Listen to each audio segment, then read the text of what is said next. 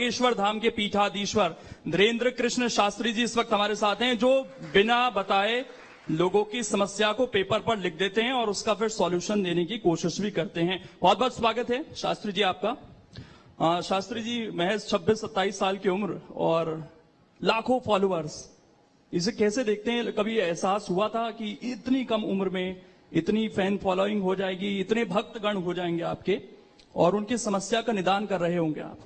जय श्याराम, जय बागेश्वर धाम की। इन सब पर कृपा, ईश्वरीय कृपा होती है। हम आप कोई नहीं होते हैं जो चुन सकें कि हमें कौन सा कार्य करना है। ईश्वर पहले से चुनता है कि किससे क्या कार्य करवाना है।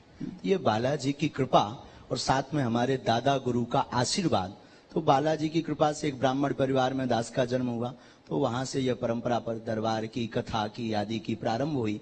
फिर दादा गुरु ने हाथ पकड़ करके बालाजी के चरणों में लगा दिया, तो निरंतर मानव सेवा में लगे हुए हैं। तो हमें लग रहा कि ये किसी व्यक्ति की सोच से ये कार्य निश्चित नहीं होता, ईश्वर स्वयं निश्चित इसको करके भेजता है कि किससे क्या करवाना है। अभी बहुत सारी चीजें मन में चल रही होगी, इतने सारे लोग सामने बैठे हैं आपके। कभी नहीं, अब आदत हो गई। अच्छा, इससे ज्यादा की आदत हो गई है वैसे। ज्यादा की आदत हो गई तो कम है। लेकिन लगा जो 2 साल में एक बहुत बड़ा बदलाव आ गया। आप कहते हैं कि एक अभाव का जीवन था, प्रभाव का जीवन है। कैसे देखते हैं इसको? और कोरोना के टाइम से सोशल मीडिया आते ही एकदम आप बहुत तेजी से वायरल हुए हैं। दरबार परंपरानु अंतर्गत विगत 3 पीढ़ी से चल रहा है। हमारे दादा गुरु जी भी चलाते थे, दरबार लगाते थे, परंतु उस वक्त मीडिया वो नहीं आते थे, ना उसका उपयोग करते थे। हमने दरबार भी प्रारंभ किया, दादा गुरु की प्रेरणा की, जो उन्होंने आदेश दिए थे वह सेवा भी प्रारंभ की। और साथ ही साथ जो आपने कहा है कि 2 वर्ष में यह दरबार बड़ा प्राचीन है, परंपरानु अंतर्गत लोगों तक पहुंचा, अब पहुंचा, आप तक अब पहुंचा। तो हमें लगता है कि आपकी खोज अब तक हो पाई है, वो पहले खोज कर चुके थे आज से 300 वर्ष पहले। आपने कहा कि ईश्वर की शक्ति है, मैं कुछ नहीं हूं, तो ईश्वर ने आपको क्यों चुना? ये एक जहन में सवाल आता है लोगों के। कुछ रहा होगा, आपके दादा गुरु का आप जिक्र करते हैं, आपका परिवार भी बहुत लंबा है, आप बताते हैं कि आप टोटल 10 भाई हैं, चाचा के मिला, हाँ चाचा के मिला, कजिन सभी मिला। तो आपको क्यों चुना? ये दादा, इस बात पर जवाब दे पाना बड़ा मुश्किल है। ये गुरु की कृपा है। हम लोग कई बार कोशिश करते हैं, हम लोग कई बार कहते हैं कि हमने गुरु को चुना, पर हकीकत ये होती है कि गुरु स्वयं देखता है कि किसको हमें पकड़ना है। तो 10 भाइयों में गुरुदेव ने हमें पकड़ा, ये हमारा सौभाग्य है। अब इसका जवाब हमसे बेहतर तो हमारे दादा गुरु जी दे सकते थे, लेकिन उनका शरीर तो नहीं है, पर सूक्ष्म रूप में उनके संस्कार हमारे पास हैं। लेकिन इसका जवाब हम यही देंगे कि गुरु की विलक्षण सोच थी, गुरु की कृपा थी, और शिष्य के पास तो सिर्फ समर्पण के अलावा कुछ नहीं बचता, वो हमारे जीवन में है। तो ये जो अभाव से प्रभाव तक की जर्नी रही है, सोचा था कभी ऐसा, इस तरह की चीज? सौभाग्य है। हाँ। अभाव का जीवन बड़ा सौभाग्य। अभाव नहीं होता तो शायद आज हम प्रतिदिन अन्नपूर्णा भंडारा का क्रम नहीं प्रारंभ कर पाते। अभाव नहीं होता तो हम अपने जीवन में गरीब बेटियों का विवाह नहीं करवा पाते। तो हमारे लिए सौभाग्य। और लाखों लोग भारत में ऐसे हैं जो अभाव से जीवन जी करके, यहाँ पर भी अनेक लोग ऐसे बैठे हैं जो अभाव की जिंदगी जी करके अनेक उच्च पदों पर पहुंचते हैं। हमारे लिए ये वरदान प्राप्त है कि अभाव रहा तो हम आज लोगों की पीड़ा को समझ पा रहे हैं। लेकिन एक चीज आप खुद कहते हैं हमेशा कि अभाव में जब आदमी रहता है तो प्रभु के ज्यादा करीब रहता है। अब तो आप प्रभावी हो गए हैं, लाखों अनुयायी हैं आपके, तो ईश्वर के उतने ही अनुयायी और प्रभाव बागेश्वर बालाजी का है हमारी सोच में। ठीक, कृपा बालाजी की, प्रभाव बागेश्वर बालाजी का, और अनुयायी भी बागेश्वर बालाजी के। बागेश्वर धाम सरकार हमारा नाम नहीं, हमारा नाम तो धीरेन्द्र कृष्ण है। बागेश्वर धाम सरकार तो बागेश्वर बालाजी का है। तो आज भी हम यूं मान करके चलिए, कल फटा कपड़ा पहनते थे तो आप लोग ये ला करके तान देते हैं तो ये पहन लेते हैं, पर हम आज भी अभाव में जी रहे हैं। उसका सिर्फ सिद्धांत इतना बदल गया, देखने की दृष्टि।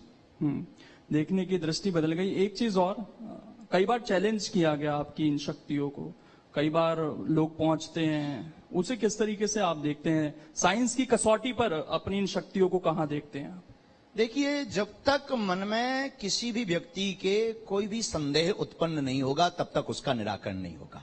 विज्ञान जहां विराम होता है, अध्यात्म वहां से प्रारंभ होता है। और रही बात शक्ति की, तो ये पराविज्ञान है। आदि काल से ऐसे लोग चले आए हैं जिन्होंने भगवान पर, भगवान की शक्ति पर अनेक बार उन्होंने देखना चाहा, परखना चाहा, उसके कसौटी पर कसना चाहा, पर शक्ति शक्ति होती है। और हमारी दृष्टि में जो भी आता है हमें सब स्वीकार है। कृपा करवाने वाले बालाजी हैं, वो अपने आप नतमस्तक करवा देते हैं। उन लोगों को कुछ कहना चाहेंगे जो कहते हैं कि नहीं ये तो माइंड रीडिंग है, केवल आप भूतकाल बता सकते हैं लेकिन कोई भविष्य काल या किसी की समस्याओं का निदान कोई नहीं कर सकता, जो लिखा है उसका वो लिखा है। बहुत सुंदर प्रश्न है, बहुत अच्छी बात है। इस पर बहुत लोगों के मन में तर्क रहते हैं। इस पर हम जवाब यह देना चाहते हैं कि कोई शक्ति होती या नहीं, इसका प्रत्यक्ष प्रमाण तो बागेश्वर बालाजी दरबार है। भविष्य वक्ता कोई इंसान नहीं हो सकता है, लेकिन श्री हनुमान जी महाराज हैं। वो त्रिकालज्ञ हैं, भूत भविष्य वर्तमान। हम कभी भी नहीं कहते कि हम भविष्य बताते हैं, भविष्य के संकेत देते हैं जो हमें गुरु कृपा से प्रेरणा में आते हैं, जो गुरु कृपा से हमें लगता है कि ऐसा होगा, उसको हम संदेशा दे देते हैं। अब आप कहेंगे कि विज्ञान के तथ्य में, विज्ञान के जमाने में इसको कैसे माइंड रीडिंग तो नहीं है। देखिए श्रीमान जी, माइंड रीडिंग की एक सीमा है, एक मर्यादा है, उसके बाहर वो नहीं जा सकते हैं। और देखिए कई जगह ऐसी हैं जिनमें एक स्थान बागेश्वर धाम भी है जहां आज भी विज्ञान नतमस्तक है।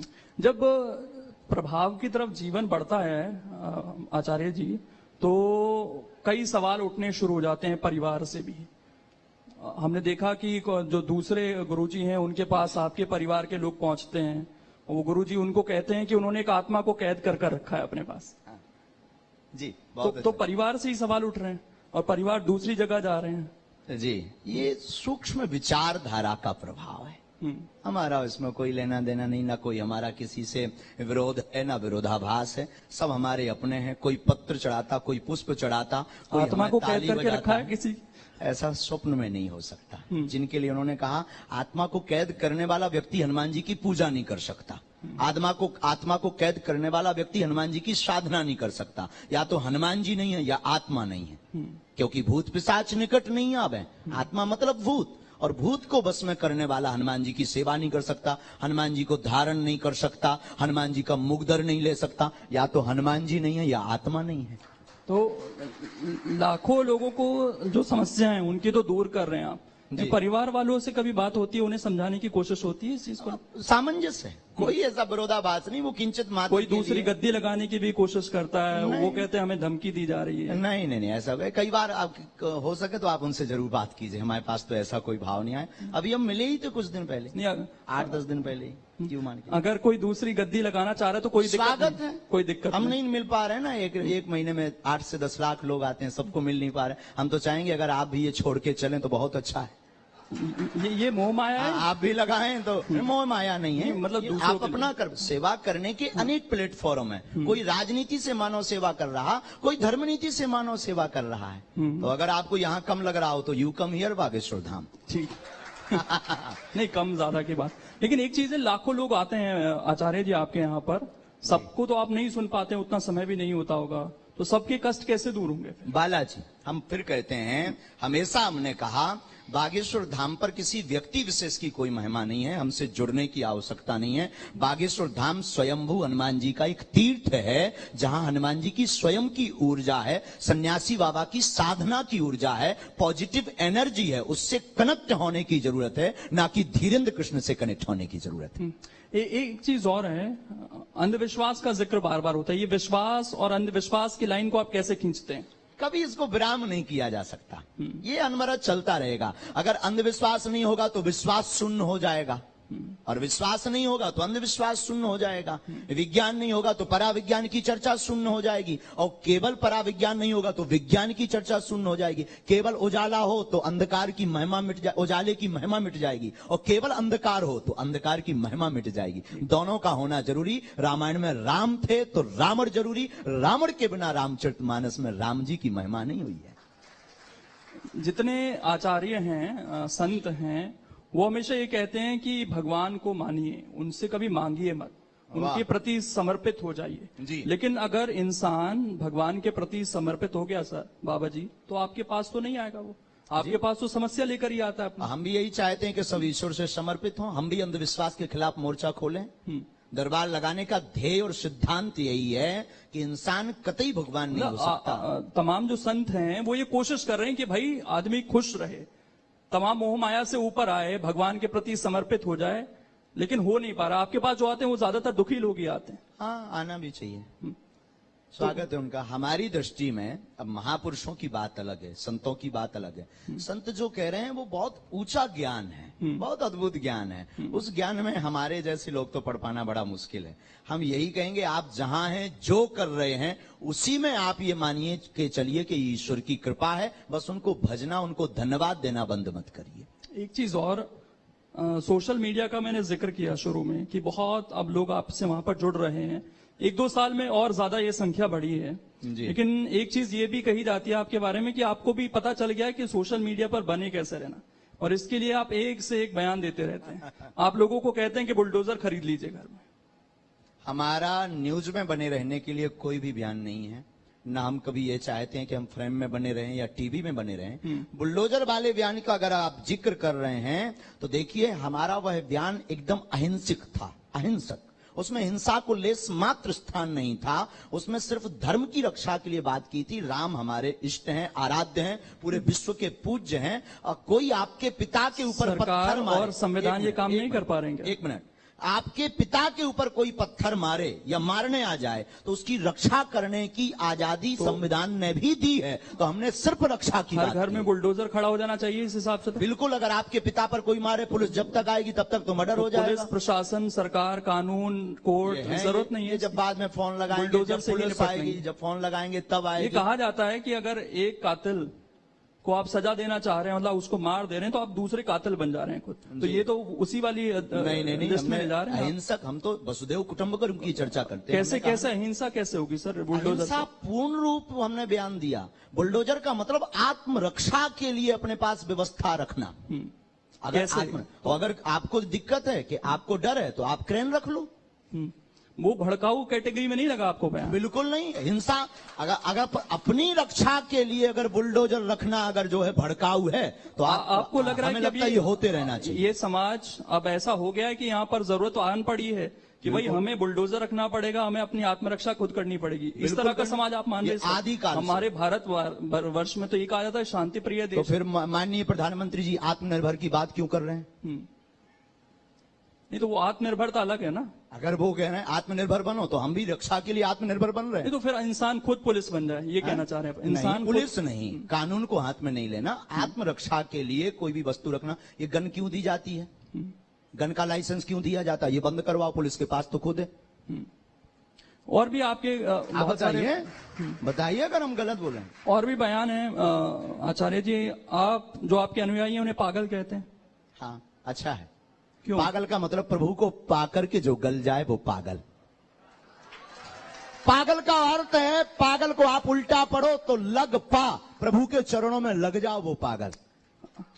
अपने आप को अछूत कहते हैं आप? अपने आप को अछूत कहते हैं? बिल्कुल। चारों वर्ण हमारे अंदर हैं। शूद्र है, वैश्य है, क्षत्रिय है, धर्म की रक्षा के लिए हाथ उठाते हैं। आप तो कहते हैं ना जातिवाद का मैं जिक्र नहीं करता, लेकिन आप कह रहे हैं चारों वर्ण हमारे अंदर हैं, इसलिए जातिवाद की कोई बात नहीं। तो अछूत कैसे हैं फिर? अछूत कैसे हैं? अपने आप को कहते हैं। क्यों है? मतलब मैं वही जानना चाहता हूं। हमें ये लगता है कि हमारी गांव की भाषा है, आप हमें छूना नहीं, हम अछूत हैं। उस वक्त गांव की भाषा में, गांव का एक कहावत है, भैया हमें छूना नहीं, हम अछूत हैं। तो गांव की कहावत में वो संबोधित किया था, ना कि अपने आप को अछूत सबसे संबोधित करके या किसी व्यक्ति को जलील करके हमने अछूत कहा। सनातनियों को कायर कहते हैं आप जी? सनातनियों को? हाँ, अगर सनातन की बात आती है और बुजदिल बनकर घर पर बैठ जाते हैं तो वो कायर हैं। राम की बात आती है और राम के लिए जबान नहीं उठती, संतों की बात आती है, धर्म की बात आती, और अगर कोई बाहर नहीं उठता, मुंह नहीं खोलता, अपनी वाणी नहीं खोलता, तो वो बिल्कुल कायर हैं प्यारे। तो ऐसा क्यों लग रहा है कि समाज कायर होता जा रहा है हमारा, और आपको इस तरह की बात क्या नहीं पड़ रही? जग भी बहुत रहे हैं। हाँ। जग भी तो रहे हमारे जैसे। जगाने से तात्पर्य क्या है आपका? किस तरीके से जगाना चाहते हैं? एकता। क्यों? आप कहते हैं मैं जाति नहीं मानता, मैं धर्म नहीं मानता, तो आप इंसान को एक कीजिए ना। आप वहां सनातन ही जोड़ देते हैं। सनातन का मतलब कोई पर्टिकुलर धर्म नहीं, समानातन का मतलब वो धर्म जिसमें सारे धर्मों को एक करना चाहते हैं। पूरी बात। हाँ। वसुदेव कुटुंबकम की चर्चा, हम उस सनातन धर्म की बात कर रहे हैं जिसके मंदिरों से आवाज निकलती है, विश्व का कल्याण हो, विश्व में शांति हो, प्राणियों में सद्भावना हो। और जो इस चीज को नहीं मानते वो दूसरे धर्म को मानते हैं। अगर वो नहीं मानते तो वो मानव है, नहीं है, मानव समाज में रहने के लायक। दूसरे धर्म की बात कर रहा हूं मैं सर, जो वो अपना पालन धर्म हमारे हैं, सब धर्म हमारे हैं। जिसमें मानवता सबसे पहले, हमारा उद्देश्य है मानवता। तो एकता की जरूरत क्यों है? समाज बिखर रहा है क्या आपकी नजर में? बहुत ज्यादा जातिवाद के नाम पर रोटियां सेकी जा रही हैं श्रीमान। आपको न्यूज नहीं पढ़ रहे आप? नहीं, न्यूज तो कुछ जगह की आती है, उससे पूरे कितनी समाज को हम ताना बाना पूरे बिगाड़ने का सभी काम कर रहे हैं। समाजों को एक करना जरूरी है। आप भी न्यूज चलाइए ये काट कर हमारी अलग से। मतलब ताना बाना बिगड़ गया है समाज का। जी। कौन बिगाड़ रहा है समाज का ताना बाना? अब आपकी इस नजर पर कह दें। नहीं, कह दीजिए, जब उसको भी चला देंगे काट कर। अरे साहब इतने ज्यादा भी नहीं। नहीं, चला देंगे। आप बोले कौन बिगाड़ रहा है ताना बाना? जिसको एकता की जरूरत पड़ रही है, श्री कौन गणेश बिगाड़? हम आप कर रहे हैं। श्री गणेश हम आप कर रहे हैं। हम बिगाड़ आप रहे हैं। बिगाड़ रहे हैं। अच्छा, आप और हम दोनों। तो दोनों वही तो मैं कह रहा बिगाड़ था कि कोई भड़काने वाली बात है क्या आपके बयानों से, जिससे ताना बाना बिगड़े? नहीं, हम एकता की चर्चा करते हैं। आज भी कह रहे हैं हम मानववादी हैं। सबसे पहले कोई हमसे परिचय पूछे तो हम सबसे पहले मानव हैं, फिर सनातनी हिंदू हैं, तीसरा हम हिंदुस्तानी हैं। ये हमारा सौभाग्य। चलिए, आखिर में मैं गुरुजी, आज का युवा जिसको आप एक करने की बात कह रहे हैं, उसके लिए क्या कहना चाहेंगे जल्दी से? सभी युवाओं को हम यही कहना चाहेंगे कि मानव धर्म सबसे बड़ा धर्म है और सनातन धर्म एक ऐसा धर्म है जो सबको स्वीकार करता है। सभी युवाओं से कहना है, माता पिता और गुरु की बातों पर चलते रहिए, सनातन धर्म का अनुकरण करते रहिए, भारत एकता की ओर बढ़े ताकि अनेकता में, जातिवाद में ना बटे और सनातन का उत्थान हो, भारत का उत्थान हो, भारत विश्व गुरु बने। बहुत बहुत शुक्रिया आपका आचार्य जी जुड़ने के लिए। तो बहुत ही अच्छी तरीके से इन्होंने तमाम सवालों का जवाब दिया है। इस सेशन में जुड़ने के लिए बहुत बहुत धन्यवाद आप सभी का।